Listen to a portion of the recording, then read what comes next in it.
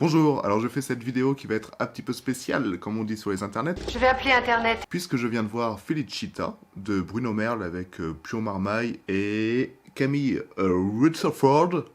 Et ce film est génial, il est beau, il est poétique, il est émouvant, il donne envie d'avoir des parents un peu foufous ou d'être des parents un peu foufous comme le sont ce couple. Il est un peu inquiétant par instant, il est cool, il est voilà, il y a tout ce qu'il faut, il y a du drame, il y a de la comédie. Bref, j'ai kiffé. Et je me suis dit, et si je faisais un petit top des films que j'ai adorés cette année? Ça peut être cool. Voilà, on va essayer de faire un petit top 10 sans aucun ordre de préférence, voire plus, parce que comme il y a Felicita, bah, ça en fera 11 finalement. On commence par Invisible Man, donc de Leg Whannell, que je ne connais pas du tout, mais surtout avec comme actrice Elisabeth Moss, qu'on connaît grâce à La Servante écarlate, que pratiquement tout le monde a vu, pour ceux qui s'intéressent un peu aux séries. C'est un film qui est vachement cool parce qu'il réinvente le mythe de l'homme invisible et on s'y attend pas en fait. On se dit au premier abord que ça va être un peu kitschouille parce que l'homme invisible, franchement, c'est plus trop ce qui nous fait peur, mais ça a été bien réinventé, ça use de la technologie et cette perversion narcissique de l'homme, c'est waouh, c'est quelque chose à voir, je pense. La seule chose encore plus extraordinaire que de réussir à devenir invisible, ce serait d'avoir imaginé un moyen de vous torturer au-delà de la mort. Alors le prochain film dont j'ai envie de vous parler, c'est un film japonais de Takeshi Miike, c'est First Love, le dernier Yakuza. Bon bah Takeshi Miike c'est un mec qui a quand même influencé Tarantino, donc c'est un mec un peu foufou et vachement jouissif dans la violence. Donc c'est super cool si vous aimez le sang, si vous aimez quoi d'autre à part le sang en fait, des têtes coupées, si vous aimez plein de choses comme ça quoi. Si vous aimez les katanas, si vous aimez voilà. Si vous aimez la violence en gros, si vous aimez la violence esthétique. C'est pour vous, Takeshi Miike. Mais vous devez déjà connaître, j'imagine. Takeshi Miike, First Love, le dernier Yakuza. C'était une bonne petite claque, super rigolote, super jouissive. Même si, bon, le réalisateur doit plus être tout jeune et il s'est vachement assagi.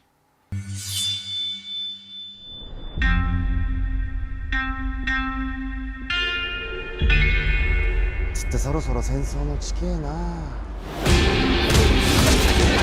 Bon, après toute cette violence, il faut bien un feel-good movie. Un de ces petits films qui font du bien quand on est sous la couette à boire un chocolat chaud. Pour cela, je vous propose non pas un, mais deux films. Tout d'abord, The King of Staten Island de Judd Apatow. Judd Apatow, réalisateur de films comiques américains qui sont assez connus. On a eu 40 ans toujours puceau, Super Grave. Il y a eu la série Freaks and Geeks qui a quand même eu un succès assez large. Là, il revient avec The King of Staten Island, vraiment m'a bouleversé parce qu'il y a des personnages qui sont très très très attachants. Je m'attendais à rien à ce film, je me suis dit ah ça va être particulier parce que l'humour américain c'est souvent pipi caca et ça me saoule quand même beaucoup. Mais là c'était vraiment mignon. Je me suis attaché à ces personnages de marginaux quoi. C'était beau, c'était touchant. Donc voilà, regardez-le. I want to become a real tattoo artist. Your work is mad inconsistent. Obama ain't right. Oh, I love your tattoos. This is my favorite. Et le second feel-good movie de cette année, c'est pour moi le film sur l'Eurovision avec Will Ferrell. Alors là, ce film, c'est une barre de rire, quoi. C'est kitsch, c'est grotesque, c'est absurde, c'est drôle, mais c'est aussi touchant, c'est aussi émouvant, c'est comique, c'est plein de choses, c'est plein de qualificatifs, c'est génial. Regardez-le, on se marre devant ce film. Alors évidemment, il donne pas du tout envie, hein, un film sur l'Eurovision, on se dit bon bah on va se faire chier. Mais non, c'est cool, c'est vraiment drôle, c'est sincère, je sais pas quoi dire, j'aime beaucoup. Voilà, ça fait du bien, vraiment du bien. All of Iceland think We are a joke. That's not true. and My father is ashamed of me. No, he's not. He looked me into the eyes and said, I am ashamed of you. Maybe he was drunk. He said, and you might think that I'm drunk, but I am dead sober. Il y a une catégorie de films que j'aime beaucoup, c'est les films sur la justice et plus précisément sur les tribunaux. Et là, j'ai été gâté parce que j'ai eu deux films qui m'ont beaucoup plu. Il y a eu tout d'abord Les 7 de Chicago de Aaron Sorkin. Aaron Sorkin qui est le créateur de la série à la Maison Blanche, The West Wing, une série qui est géniale et pour nous expliquer les coulisses de la politique américaine. Et il est aussi le scénariste de The Social Network de David Fincher. Donc c'est plutôt cool quand même globalement ce qu'il fait. Et là avec les 7 de Chicago, il réunit déjà du beau monde, il réunit Sacha Baron Cohen et Joseph Gordon-Levitt entre autres, et il nous parle d'un procès qui a eu lieu dans les années combien, je ne sais pas parce que je me suis pas renseigné avant et je me souviens plus, c'est dans les années 70 par là, c'est pendant la guerre du Vietnam. C'est pendant la guerre du Vietnam, grosso modo, l'histoire est vachement compliquée à raconter parce qu'il y a plein de personnages, il y a des embriquements un peu partout, il y a de la politique, il y a tout dans ce film et il va très très vite, il va à une vitesse phénoménale et parce que c'est Aaron Sorkin et que Aaron Sorkin ça parle et ça marche en même temps et c'est waouh, c'est beaucoup d'informations. Mais on en ressort avec un sentiment d'injustice un sentiment d'injustice qui est pas normal dans notre société. C'est pas normal quand même en démocratie qu'il y ait une justice qui marche comme le montre ce film. Et voilà, c'est dégueulasse, et ça nous donne envie de réagir. Et ça, c'est cool. J'adore les films qui nous donnent envie de lever le poing et de dire allez, révolution. We've dealt with jury tampering, wiretapping, a defendant that was literally gagged. Get your hands off me. You're the first to suggest that I have discriminated against a black man. Then let the record show that I'm the second. Et il y avait un autre film qui est sur la même conception de la justice, qui est beaucoup plus racisé cette fois, c'est La Voie de la justice de Destin Daniel Cretton, que je ne connais pas du tout comme réalisateur, qui réunit Jamie Foxx et Michael B. Jordan. Et là, c'est pareil, je m'en suis pris plein la gueule. C'est totalement injuste ce qui arrive à ces pauvres blacks, à ce pauvre black qui est condamné à tort et finalement condamné à mort. C'est un super petit jeu de mots, condamné à mort à tort. Waouh, ça devrait être le titre d'une critique de Libération. Il est clair que ce procès est bâti sur des mensonges. Quand on met un noir dans le couloir de la mort 1 an avant son procès, quand toute preuve attestant de son innocence est étouffée et que tous ceux qui essayent de dire la vérité sont menacés, ce n'est pas la justice. Ce n'est pas bien.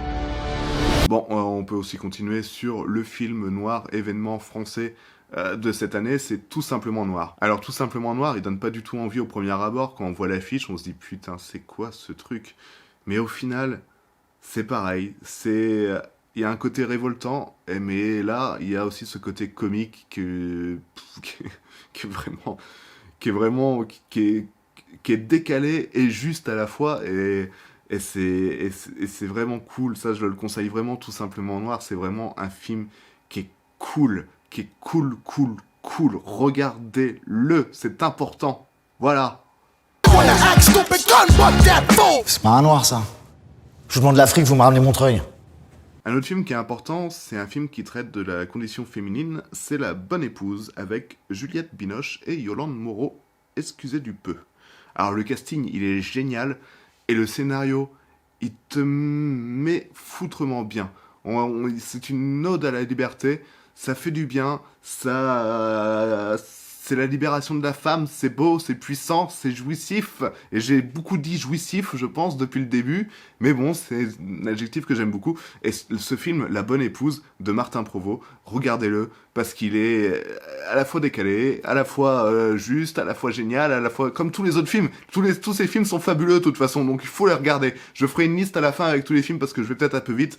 Regardez-les, c'est presque essentiel, en fait. C'est presque essentiel de se dire que le cinéma français va encore bien, que voilà, on se tape pas que des comédies de merde. Non, on a La Bonne Épouse qui était fabuleux. Elle m'a dit d'aller siffler là-haut sur la colline. Une bonne épouse se concentre sur ses tâches ménagères. Je veux te revoir. Non, afin de ne pas céder à toutes ses tentations. En 2 mots, mains occupées, mauvaise pensée chassée. Bon, le cinéma américain, il va plutôt bien aussi, hein, on va pas se leurrer, hein, on est loin de leur faire concurrence. Bon, il y a eu Tenet qui a fait un semi-bid apparemment. Bon, je l'ai vu, je suis pas fan de Christopher Nolan, j'ai pas spécialement aimé, mais ça aurait pu être pire. Voilà, j'ai pas grand chose à dire, c'est inutilement compliqué, etc., etc. Je vais pas revenir là-dessus. C'est Tenet, c'est Christopher Nolan, on passe. Mais par contre, un film que j'ai adoré, et qui a été pareil, qui a eu des très très bonnes critiques, c'est 1917 de Sam Mendes. Alors 1917, c'est beau, ça envoie plein la gueule, c'est ce fameux film en plan séquence qui raconte la Première Guerre mondiale.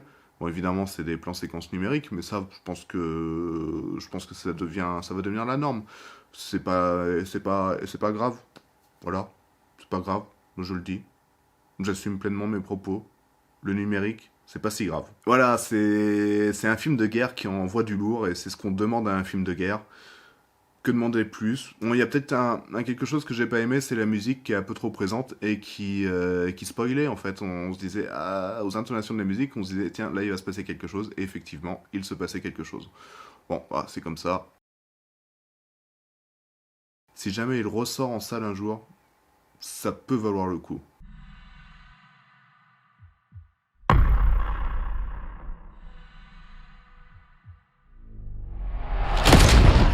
Ça ne peut se terminer que d'une seule façon.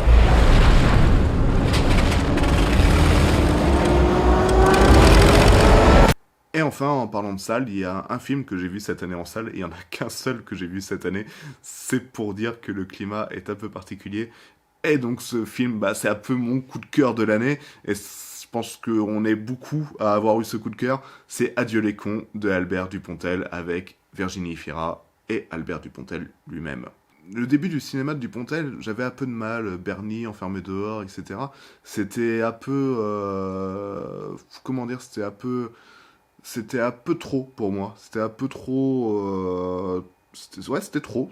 C'était trop. Ça allait trop loin. Ça allait trop loin et c'était trop absurde. Et pourtant, j'aime bien l'absurde, mais là, c'était trop absurde. Et du coup, je me détachais totalement de ce personnage de Marginal. Et voilà, il me correspondait pas, je le comprenais pas, on se comprenait pas tous les deux. Voilà, bon, bah c'est comme ça arrive. Bon. Et là, avec Au revoir là-haut, avant son film d'avant, il a gravi un échelon en termes de cinéma pur. Il a gravi un échelon en devenant vraiment un putain de réalisateur, en faisant des plans de malades mentaux. Et Adieu les cons, c'est un peu ce qui se fait de meilleur, je pense, en termes de cinéma à l'époque actuelle. C'est beau, les mouvements de caméra sont sublimes, il y a de l'idée, il y a des plans qui sont à double tranchant, les acteurs sont bien, mais tout est bien réfléchi, tout est millimétré, tout est calculé, et il y a en plus cette dose de Dupontel, c'est-à-dire toute cette comédie, toute cette poésie, tout ce drame qui nous arrache des larmes en fait, ça nous fait chialer, puis après ça nous fait rire et ça nous refait chialer, et ça c'est fort de nous foutre des émotions comme ça, et voilà. Et voilà, et là j'ai un chat qui gratte à la porte, alors je vais arrêter cette vidéo. Bonjour. Vous êtes qui? Je suis sustrappée. J'étais à l'agence de santé. Excusez-moi de vous dire ça, madame, mais on kidnappe pas les gens pour leur demander de l'aide pour un dossier. On leur tire pas non plus dessus quand ils sont au travail. C'est sur moi que je tirais. Ah bon? Si ce format vous a plu, n'hésitez pas à le dire en commentaire, mais surtout, dites-moi les films que vous avez adorés cette année. Ça peut être cool, comme ça je pourrais les regarder si je les ai pas déjà vus. Voilà, je vous souhaite à tous un joyeux réveillon, et puis, bisous.